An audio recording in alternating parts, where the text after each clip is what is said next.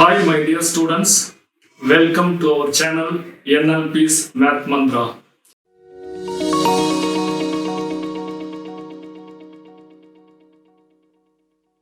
This is Lakshmipati Narayanan. இந்த channel start பண்றதுக்கு முக்கியமான காரணம் 10th +1 +2ல படிக்கிற ஸ்டூடெண்ட்ஸ் பப்ளிக் எக்ஸாம்ல good score and centum marks எடுக்கிறதுக்காக பிரத்யேகமா இந்த சேனலை நம்ம உருவாக்குறோம். பொதுவாகவே ஸ்டூடெண்ட்ஸுக்கு மேக்ஸ் அப்படின்னாலே ஒரு பயம் இருக்கும். அதுக்கு இரண்டு காரணங்கள் இருக்கு. முதல் காரணம் என்ன அப்படின்னு பாத்தீங்க அப்படின்னு சொன்னா லேக் ஆஃப் ஃபவுண்டேஷன்.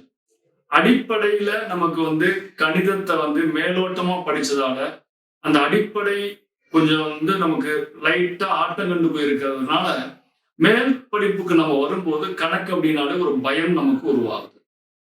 ரெண்டாவது காரணம் என்ன அப்படின்னு பாத்தீங்க அப்படின்னு சொன்னா லேக் ஆஃப் இன்ட்ரெஸ்ட். மாணவர்கள் எந்த வேலைகளை நம்ம செய்யணும் அப்படின்னு சொன்னாலும் நம்ம அந்த வேலையில முழு கவனத்தையும் ஒரு நல்ல ஒரு ஆர்வத்தோடையும் அந்த ஒரு வேலையை நம்ம செய்யறோம் அப்படின்னு சொன்னா கண்டிப்பா அந்த வேலை முழுமையாக வெற்றி பெறும். எனவே ஒவ்வொரு மாணவருக்கும் மேக்ஸ் அப்படின்னாலே ஒரு இன்ட்ரெஸ்ட் வரணும் அப்படின்னு சொன்னா you must focus and you must concentrate on the basics and ஒரு இன்ட்ரெஸ்டோட அந்த மேக்ஸை நம்ம அப்ரோச் பண்ணணும் அப்படிங்கிற ஒரு எண்ணம் உங்களுக்குள்ள வரணும். அப்படி வந்துச்சு அப்படின்னு சொன்னா maths will be easy to all of you. Okay, நம்ம இந்த சப்ஜெக்ட் வருவோம். There are different types of number systems which we learned earlier, namely natural numbers, whole numbers, integers, rational numbers, irrational numbers and real numbers. இந்த ஒவ்வொரு number சிஸ்டத்துக்கும் notations நமக்கு தெரியும். Natural நம்பருக்கு capital N, whole நம்பர்ஸுக்கு W, இன்டீஜர்ஸுக்கு Z, rational நம்பர்ஸுக்கு Q, irrational நம்பருக்கு Q dash and real நம்பர்ஸுக்கு R.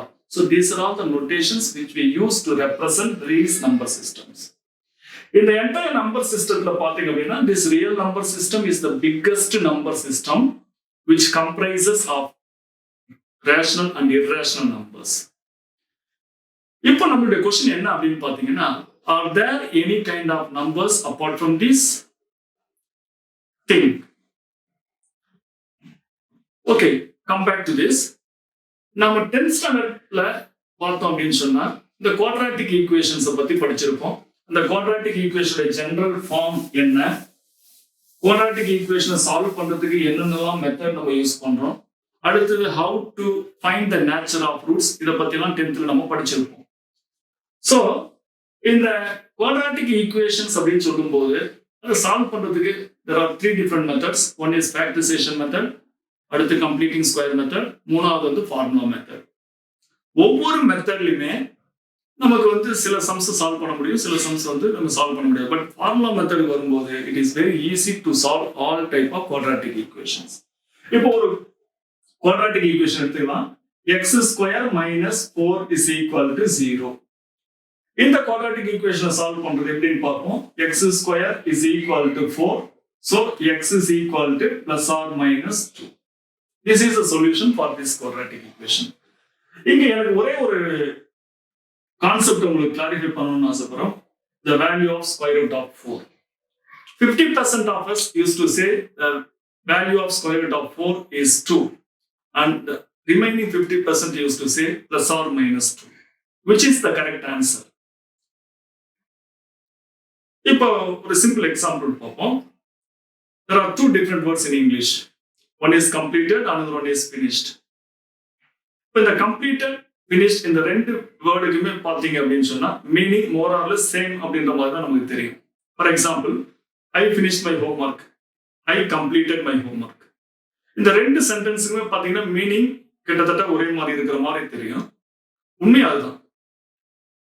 அதே மாதிரி தான் இந்த ஸ்கொயர் ரூட் ஆஃப் 4. இதோட வேல்யூ 2 +or -2. இப்போ இந்த டிஃபரன்ஸுக்கு ஒரு சிம்பிள் கோட் ஒன்று சொல்றேன் உங்களுக்கு. மெல்கின் அப்படிங்கிறவர் இந்த கோட்டை சொல்லியிருப்பாரு. If a man married right woman then his life is completed.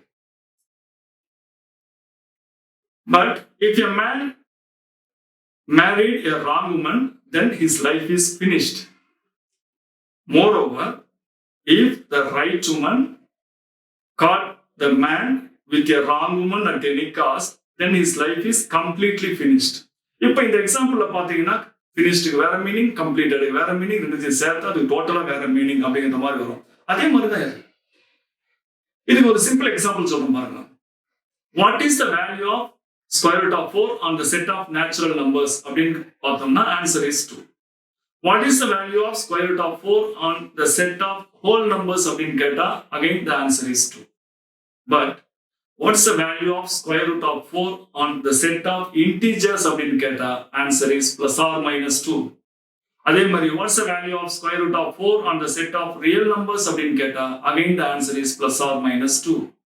இப்போ நீங்க பாத்தீங்க அப்படின்னா for the first two cases answer is 2 and for the next two cases answer is plus or minus 2. But in general, if someone asks you what's the value of square root of 4, what can you say? 2 சொல்ல முடியுமா plus or minus 2 சொல்ல முடியுமா? Which is the right answer? The answer is 2.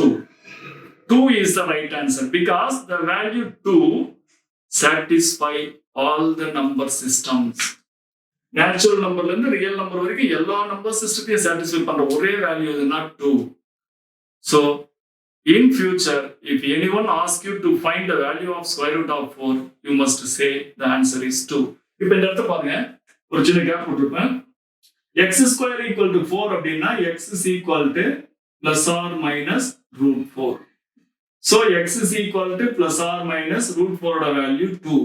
So the solution is x is equal to plus or minus 2. Okay, coming to the next equation. X square plus 4 equal to 0. இதை எப்படி solve பண்ணணும்னு பார்ப்போம். So x square is equal to minus 4. X is equal to plus or minus root over minus 4. இப்போ square root of the negative number என்ன அப்படின்னா lower class நம்ம என்ன படிச்சிருப்போம்? The value does not exist அப்படின்னு படிச்சிருப்போம். இப்போ value does not existனா இதுக்கு ஆன்சர் இருக்கா இல்லையா? இதுதான் சொல்லுவாங்க. But no matter how hard it is to find the satisfactory answer to this question, our mathematicians got a clever way out to find the new set of numbers and call them as complex numbers. They apparently imagine these type of numbers. So, அப்ப இதுக்கு மாதிரி negative numbers square root கண்டுபிடிக்க முடியல அப்படின்னும் போது அவங்க they struggled a lot and found the new set of numbers. அதுக்கு தான் காம்ப்ளெக்ஸ் நம்பர்ஸ் அப்படின்ற நேம் அவங்க வச்சாங்க. So consider a number under equaling the square root of -1 and symbolized it by I. So square root of -1 is equal to I அப்படின்ட்டு they introduced. இந்த I அப்படிங்கிற இந்த letter எங்கிருந்து வருது அப்படின்னு பாத்தீங்கன்னா this letter came from the Greek word iota. Iota அப்படின்னா imaginary. அந்த iota அப்படிங்கிற வேர்ட்ல இருக்கிற அந்த ஃபர்ஸ்ட் லெட்டர் தான் I. அப்ப square root of -1 is equal to I. இப்போ இந்த வேல்யூ நமக்கு தெரிஞ்சிச்சு அப்படின்னு சொன்னா இந்த ஈக்குவேஷன் நம்ம சொல்யூஷன் ஈஸியா கண்டுபிடிச்சிடலாம். அப்போ this is equal to plus or minus இதை எப்படி மாத்தி எழுதிக்கலாம் பாருங்க, √4 into √-1. So this is equal to plus or minus, இதுக்கு ஆன்சர் 2, இதுக்கு ஆன்சர் I. அப்ப இந்த equation x square plus 4 equal to 0க்கு சொல்யூஷன் என்னன்னா x is equal to plus or minus 2i. So this is all to it regarding the origin of complex numbers. So அப்ப இந்த complex நம்பரை பொறுத்தவரையில ஏன் introduce பண்ணாங்க, எதுக்காக இந்த சாப்டர் கண்டுபிடிச்சாங்க அப்படின்னு பார்த்தோம்னா நெகட்டிவ் வேல்யூக்கு ஸ்கொயர் ரூட் கண்டுபிடிக்க முடியாத பட்சத்துல கண்டுபிடிச்ச சாப்டர் தான் this complex numbers. So I hope children you are all enjoy watching this video. எனக்கு நல்லா தெரியும் இந்த வீடியோ உங்களுக்கு பிடிச்சிருந்ததுன்னா you like, subscribe and share to your friends.